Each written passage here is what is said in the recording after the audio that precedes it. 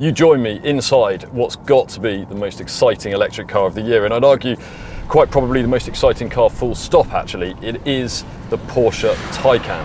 And if you don't already know, it's Porsche's first pure electric car in more than a century, and the first serious threat that Tesla's faced at the high performance end of the EV market. We're one of only a handful of titles to get behind the wheel at this early stage, and in this video we're going to be finding out how fast the Taycan is, how well it goes around corners, what it sounds like, how quickly it charges up, and because we always do the job properly here at What Car, how practical it is as well. Before we kick off though, make sure you're subscribed to our channel and that you've turned on notifications by clicking on the bell icon below.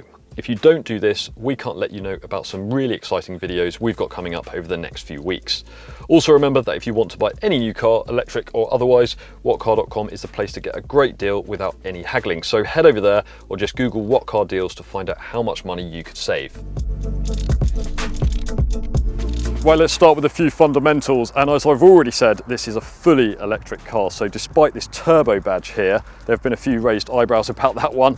There is no petrol engine in here at all, like you'll find in some of Porsche's plug-in hybrid models, the Cayenne and the Panamera. Now, batteries weigh quite a lot, so this isn't the lightest car in the world. It weighs several hundred kilos more than a 911 Turbo, for example, but it actually has the lowest centre of gravity of any Porsche model currently on sale. And if you're going to carry around a lot of weight, as all electric cars need to, then you want it as low down in the car as possible, and that's exactly what Porsche has done.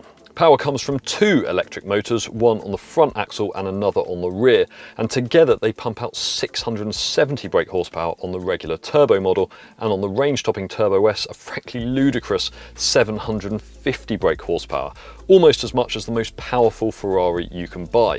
Now there are a couple of caveats to that. Those maximum power figures are only available for 2.5 seconds when you're using the launch control function. After that, maximum power on both versions drops to 616 brake horsepower. The electric motors are fed by a 93 kilowatt-hour battery, and if that means absolutely nothing to you, well, it's roughly equivalent to 1,500 laptop batteries, or perhaps more to the point, it's bigger than a Jaguar I-Pace's battery, if not quite as huge as the one you get in a Tesla Model S.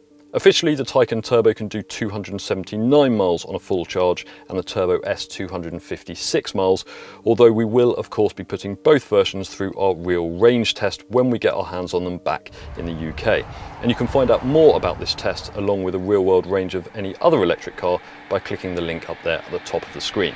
On the subject of charging, this car actually has an 800-volt electrical system rather than the 400-volt one that you get on most electric cars. And that means you can charge up really, really quickly. If you can find one of the latest Ionity charging points, there are only a handful of those in the UK at the moment, then a 5 to 80% charge takes from as little as 22.5 minutes. So that's a faster charging rate than any Tesla can manage. You can of course charge up at home, and from a regular 7 kilowatt-hour home charger, a full charge that's from 0 to 100% will take roughly 13 hours. Right, before we take a look inside, we want to know what you think of the styling. So which do you think is the best looking electric car in the world? The new Porsche Taycan, the Tesla Model S, the Jaguar I-Pace, or the Audi e-tron? Let us know by voting in our poll.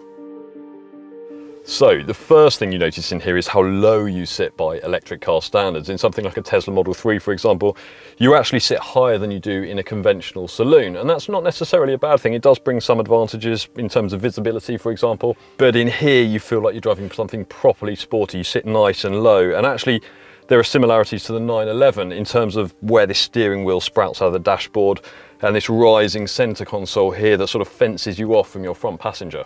There are also some pretty major differences though, and one of those is the almost complete absence of physical buttons in here. There are up to four touchscreens. The one over for the front passenger here is actually optional, but the screen behind the steering wheel, that's standard, as are the two on the center console, the one at the top here and the one down below.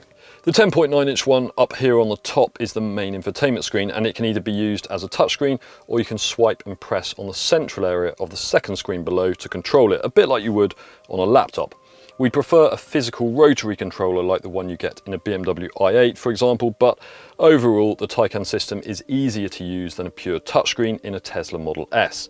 A word of warning though, if you have an Android phone you won't be able to use smartphone mirroring because Porsche only offers that to iPhone users courtesy of Apple CarPlay. Now today we're driving the range-topping Turbo S version, so I know what you're going to want to know. What does it feel like when you unleash 750 brake horsepower from a standstill like this? Well, I'm about to find out, so I hope that camera is suckered onto the windscreen well there, because I've got a feeling this is going to be pretty brutal.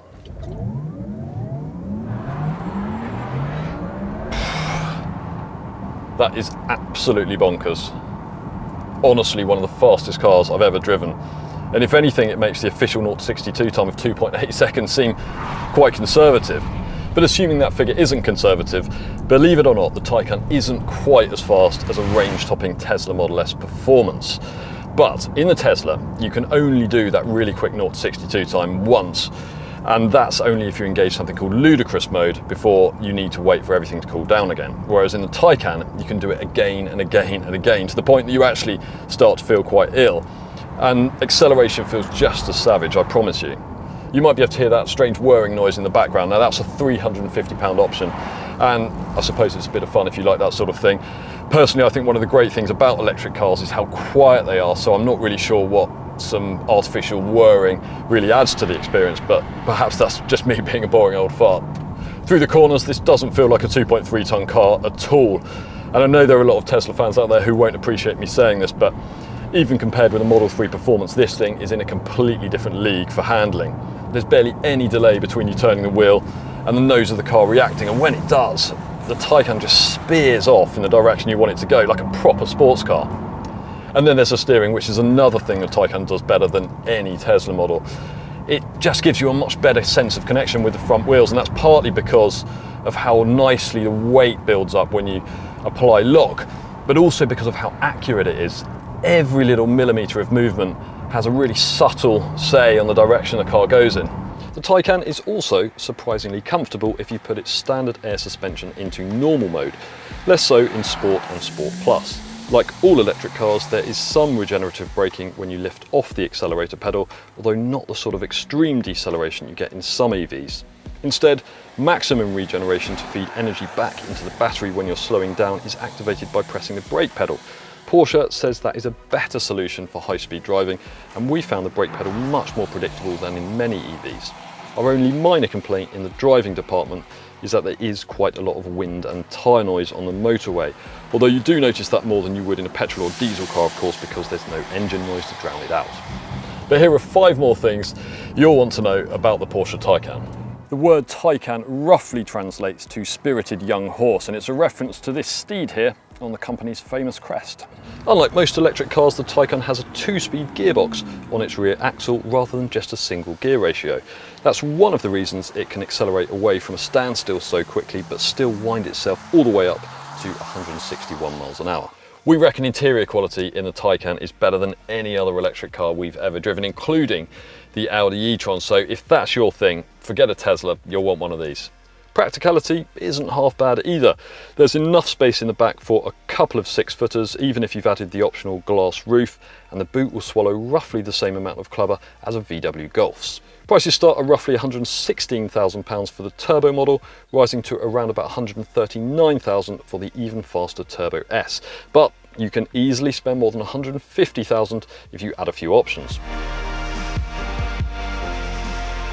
When we get our hands on the Taycan in the UK in a few months' time, we will be putting it up against the Tesla Model S to find out which is the ultimate high-performance electric car. But until then, for lots more information on this car, head over to our website whatcar.com or just click the link above to go directly to our detailed 4-point review.